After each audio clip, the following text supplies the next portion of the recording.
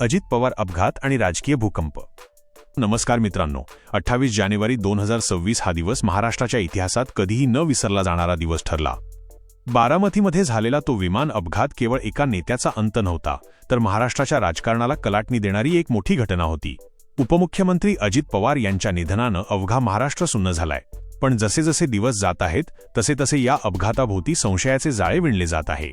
हा खरोखरच निसर्गाचा कोप होता की यामागे काही राजकीय षडयंत्र शिजत होतं? आजच्या या विशेष व्हिडिओमध्ये आपण अशा काही गोष्टींचा उलगडा करणार आहोत ज्या कदाचित आतापर्यंत तुमच्यासमोर आलेल्या नाहीत.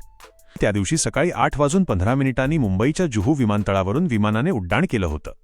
बारामतीमध्ये निवडणुकांचा प्रचार शिगेला पोहोचला होता आणि दादांना तिथे वेळेवर पोहोचायचं होतं.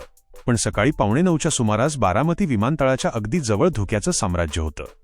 एअर ट्रॅफिक कंट्रोलने लँडिंगला अडथळा असल्याचं सांगितलं होतं. तरीही वैमानिकाने लँडिंगचा प्रयत्न केला आणि त्याच प्रयत्नात विमानाचा ताबा सुटला.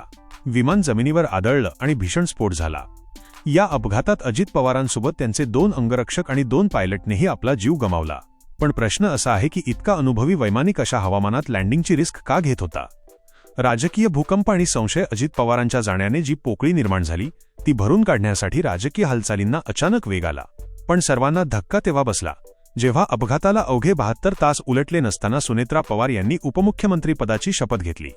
राजकारणात भावनिक लाट असताना अशा प्रकारे घाईघाईने झालेला शपथविधी अनेकांच्या पचनी पडला नाही.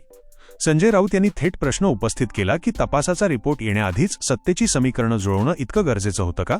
विरोधी पक्षांकडून आता थेट घातपाताची शक्यता वर्तवली जात आहे.